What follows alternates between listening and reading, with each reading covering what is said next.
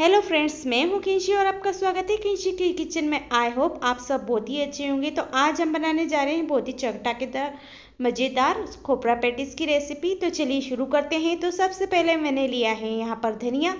तो सबसे पहले हम पैटीज की तीखी चटनी तैयार करेंगे। तो उसके लिए हमने यहाँ पर लिया है धनिया। तो धनिया मैंने अच्छे से वॉश कर लिया है। उसके बाद लिए हैं कुछ पुदीना और आधा नींबू और 7 से 8 हरी मिर्च लिए हैं। आधे चम्मच इतना जीरा लिया है। तो सबसे पहले हम जीरा यहाँ डाल रहे हैं। उसके बाद हम यहाँ पर ये पुदीने के पत्ते डाल रहे हैं। उसके बाद हम डाल देंगे इसमें ये हरी मिर्च। तो ये हरी मिर्च बहुत ही बड़ी है, तो मैंने इन्हें 2 टुकड़े करके डाला है। तो मैंने करीबन 7 से 8 हरी मिर्च लिए हैं, क्योंकि तीखी चटनी तीखी ही अच्छी लगती है। उसके बाद मैंने यहाँ पर आधा नींबू लिया है, तो इसे भी हम इसमें निचोड़ेंगे। उसके बाद मैं अपने टेस्ट के अकॉर्डिंग नमक ले रही हूँ। तो यहाँ मैंने रेगुलर नमक और काला नमक दोनों ही डाले हैं, तो आप अपने टेस्ट के अकॉर्डिंग नमक ले लीजिएगा। उसके बाद हमने इसे अच्छे से पीस लिया है। तो यहाँ पर हमारी तीखी वाली चटनी बनकर हो गई है तैयार। तो देखिए कितनी सी अच्छी दिख रही है ना। तो अब हम इसे निकाल लेते हैं एक कटोरी में। तो अगर आपको मेरी रेसिपी पसंद आए तो प्लीज़ लाइक एंड शेयर जरूर कीजिएगा और मेरे चैनल को सब्सक्राइब कर दीजिएगा, ताकि आगे भी आपको अच्छी अच्छी रेसिपी मिलती रहे। तो अब हम पैटीज के लिए दूसरी चटनी तैयार करेंगे। तो ये है खट्टी मीठी चटनी। तो इसके लिए मैंने लिया है इमली का पल्प।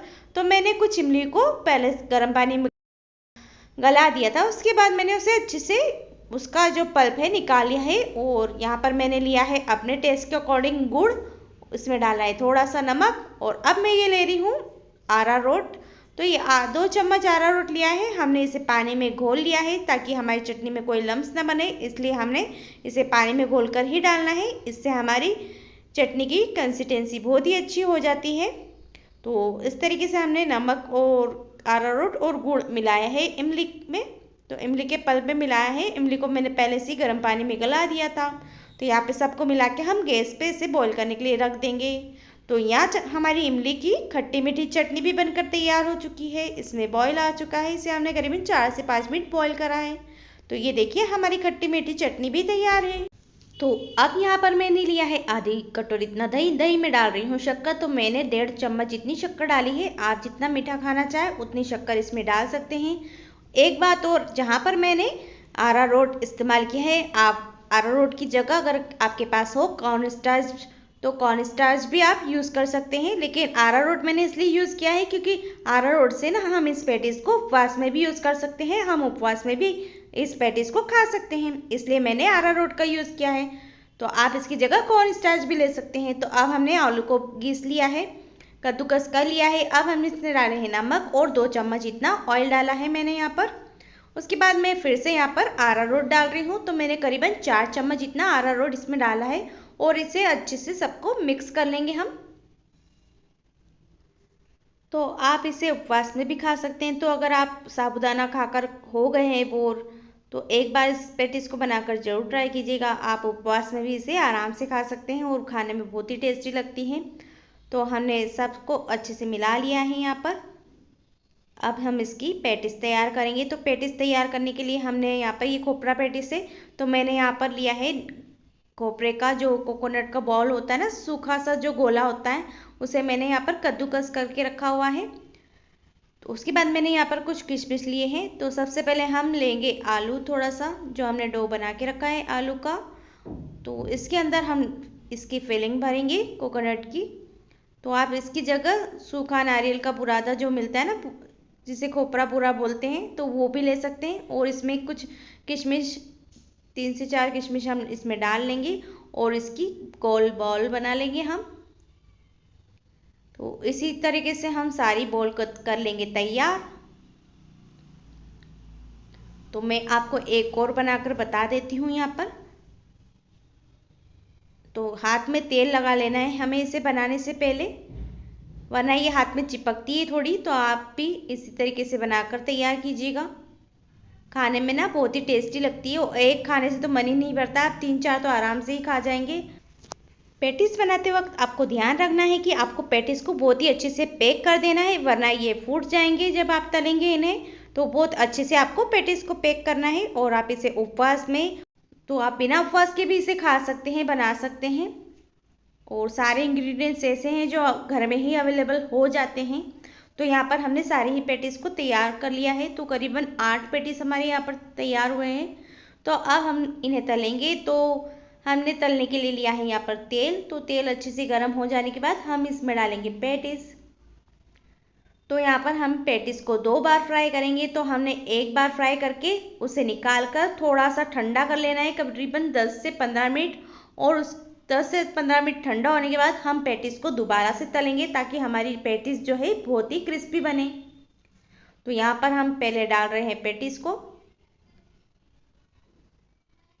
तो हम इसे थोड़ा ही पकाएंगे, ज़्यादा नहीं तलेंगे। और फिर हम इसे निकाल लेंगे और फिर 10 से 15 मिनट बाद ठंडा होने के बाद हम इसे तलेंगे। तो अगर आप चाहें तो एक बार तल कर रख भी सकते हैं, और जब आप खाना चाहें आधे घंटे बाद, 1 घंटे बाद, आप ये जब भी मन चाहे तब इसे आप वापस से फ्राई करके खा सकते हैं। तो आप भी एक बार बनाकर ज़रूर ट्राई कीजिएगा, खाने में बहुत ही टेस्टी लगती है, एकदम मज़ा आ जाता है खाने के बाद। और बनाना भी बहुत ही आसान है, और सारे इंग्रेडिएंट्स ऐसे हैं जो घर में आसानी से मिल जाते हैं। तो इस तरीके से हमने इसे पलट पलट कर तल लेना है, अच्छे से फ्राई कर लेना है। तो आपको एक बात का और ध्यान रखना है यहाँ पर कि ये ना कभी कभार फूट भी जाते हैं, तो आप थोड़ा ध्यान से संभल कर ही इन्हें फ्राई कीजिएगा। क्योंकि एक बार हमारे साथ एक बार हो चुका है ऐसा कि एक बार ये तलने पे ना फट गया था, पता नहीं किस कारण से, पर ये फट जाते हैं। हो सकता है कि कोकोनट बाहर रह जाता है या कोई लम्स रह जाता है ना, तो ये कभी फट भी जाते हैं। तो हमने इसे एक बार तो कर लिया है फ्राई। तो अब हम इसे 15 से 20 मिनट हमने इसे ठंडा होने के लिए छोड़ दिया था, उसके बाद हमने इसे तला था। तो आप भी इस करीबन 10 से 15 मिनट भी आप रखेंगे तो ठंडे हो जाएंगे, उसके बाद आप इसे फ्राई कर लीजिएगा। तो 10 से 15 मिनट बाद हम इसे करेंगे फिर से फ्राई। तो यहाँ हमारे 10 से 15 मिनट हो चुके हैं। हमने फिर से तेल को अच्छे से गर्म कर लिया है और फिर से डाल दिया हमने पैटीज़ को। अब ये हो जाएंगे एकदम से क्रिस्पी सी। तो शादियों में भी ना ये पैटीज़ हलवाई लोग ऐसे ही बनाते हैं। तो आप भी एक बार बनाकर ट्राई कीजिएगा, आपके घर में सभी को बहुत ही पसंद आएगी पैटीज़। तो हमने इसे दोबारा से तेल में तलने के लिए डाल दिया है। अच्छे से गोल्डन ब्राउन हो जाए ना ये क्रिस्पी सी, तब हम इसे निकाल लेंगे। तो अगर आप चाहें तो आप ऐसे पहले एक बार तल के रख लीजिए, और फिर जब खाना चाहे तब दोबारा से तल लीजिए। आप जब भी खाना चाहें तो आप इसे बनाकर फ्रीज में भी रख सकते हैं, करीबन हफ्ते भर तक ये चल जाएगी आराम से, ये ख़राब नहीं होंगी। तो आप इसे हफ्ते भर भी फ्रीज में बनाकर रख सकते हैं। तो आप हाफ फ्राई कर लीजिएगा पहले, मतलब एक बार फ्राई कर लीजिएगा, उसके बाद फिर फ्रिज में रख दीजिएगा। तो ये बहुत दिन तक चल जाएंगी, करीबन हफ्ते भर तक। और फिर फ्राई कर लीजिएगा जब आपको खाना है डबल से, तो एकदम से और भी अच्छे से क्रिस्पी हो जाएंगी। तो करीबन 2 से 3 मिनट लगेंगे हमें अच्छे क्रिस्पी करने में इन्हें। तो ये देखिए एक तो गोल्डन ब्राउन हो चुकी है, तो हमने इसे निकाल लिया है। इसी तरीके से हम सभी को गोल्डन ब्राउन होने तक अच्छे से तल लेंगे, फ्राई कर लेंगे। तो आप भी एक बार बनाकर जरूर ट्राई कीजिएगा। तो यहाँ पर हमारे सभी गोल्डन ब्राउन हो चुके हैं। अब हम एक एक करके इन सभी को निकाल लेंगे। यहाँ पर ना जब मैं इन्हें निकाल रही थी ना, तो मेरी मोबाइल की जो मेमोरी है फुल हो गई थी, तो कैमरा एकदम से ही ऑफ हो गया था। तो वो जो निकालने वाला जो पार्ट है ना वो मिस हो गया है। तो कोई बात नहीं, चलता है थोड़ा बहुत। तो यहाँ पर हमारा वो पार्ट मिस हो गया था, डायरेक्ट ही हमने निकाल के आपको बता रहे हैं। तो ये हमारे इस तरीके से बनकर तैयार हो चुकी है पैटीज़, खाने में बहुत ही टेस्टी लगने वाली है। तो चलिए अब हम इसे कर लेते हैं रेडी खाने के लिए। तो सबसे पहले हम इसमें डालेंगे ये इमली की चटनी, जो कि है खट्टी मीठी। अगर आप इसमें नमक मिर्च मसाला और कुछ भी मिलाना चाहे तो आप मिला सकते हैं। मैंने नहीं मिलाया है क्योंकि मैंने उपवास के लिए बनाया था। उसके बाद मैं यहाँ पर ये तीखी वाली चटनी डाल रही हूँ, जो हमने पुदीना और धनिया और हरी मिर्च से तैयार की है। उसके बाद ये स्वीट दही, जिसमें हमने शक्कर मिला कर रखा है। तो बहुत ही टेस्टी सी मज़ेदार चटाकेदार यहाँ पर हमारी पैटीज़ बनकर हो गई है तैयार। तो आप भी बनाइए और एंजॉय कीजिए इस पैटीज़ को। तो आपको मेरी रेसिपी कैसी लगी है प्लीज़ कमेंट करके ज़रूर बताइएगा। Thank you for watching.